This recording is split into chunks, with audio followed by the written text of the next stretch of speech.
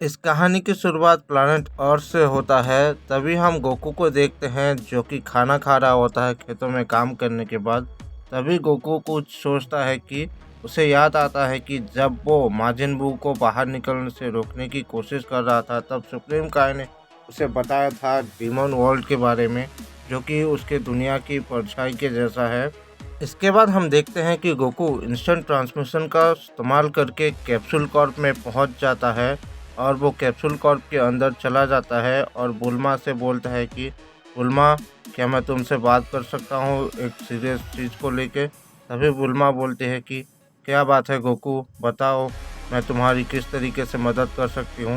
तभी गोकू बोलता है कि बुल्मा, क्या तुम एक ऐसा गैजेट बना सकती हो जिससे कि मैं अदर डायमेंशन में ट्रैवल कर सकूँ। इस पे बुल्मा पूछते हैं कि क्या बात है गोकू, अचानक तुम इस बारे में क्यों पूछ रहे हो। मैं तुम्हारे लिए गैजेट बना तो सकती हूँ पर इसमें बहुत टाइम लगेगा।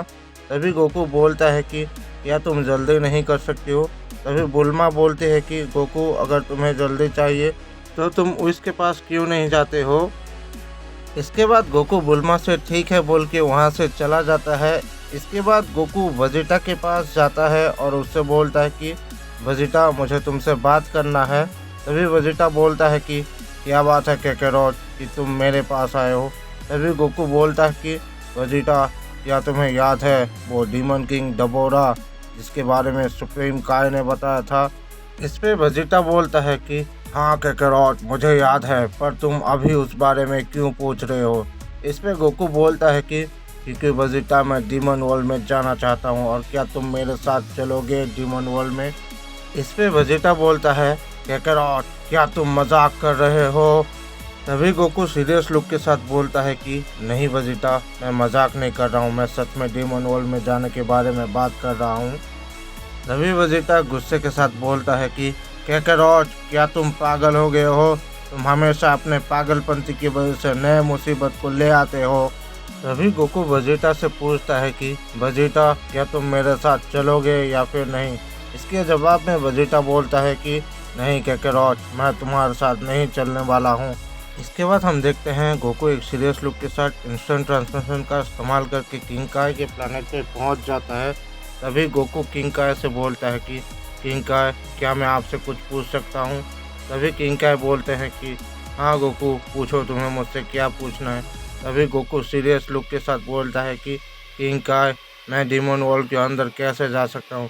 तभी किंग काय बोलते हैं कि गोकू, तुम डीमन वर्ल्ड के बारे में क्यों पूछ रहे हो।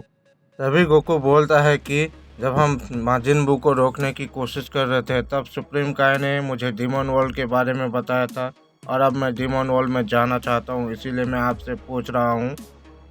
तभी किंग काय गोकू से बोलते हैं कि गोकू, सुप्रीम काय ने तुम्हें जो बताया था वो पूरा सच नहीं है।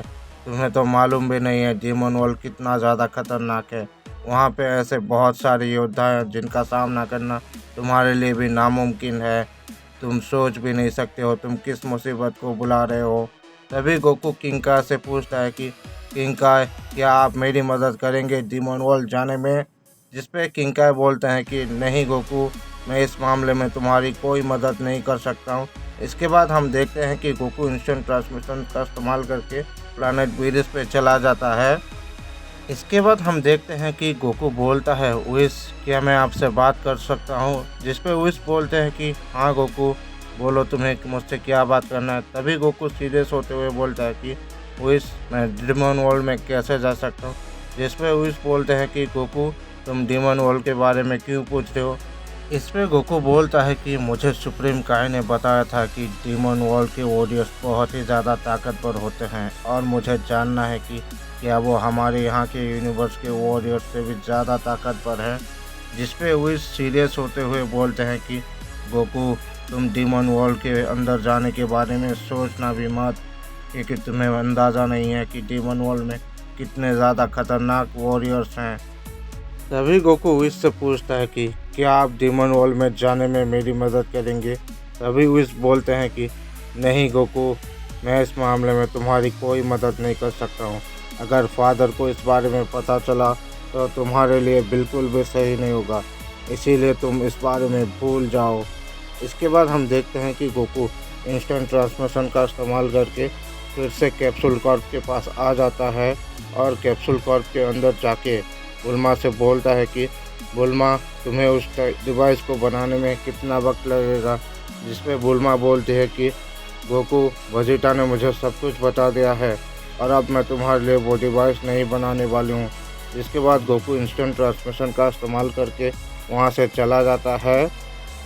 इसके बाद हम गोकू को देखते हैं जो बहुत ही ज़्यादा गुस्से में होता है। तभी एक पोर्टल खुलता है और गोकू उस पोर्टल के अंदर चला जाता है। इसके बाद हम देखते हैं कि गोकू डीमन वर्ल्ड के अंदर होता है। तभी गोकू डीमन वर्ल्ड को देख के बोलता है कि तो ये है डीमन वर्ल्ड। तभी हमें एक डीमन को दिखाया जाता है जो बोलता है कि आखिरकार मोर्टल रेल्म से एक मोर्टल आ गया। सालों पुरानी भविष्यवाणी सच होने वाला है। ये मोर्टल ही हमारे आज़ादी का चाबी बनने वाला है। मैं बाहर जाने के लिए इंतज़ार नहीं कर सकता हूँ।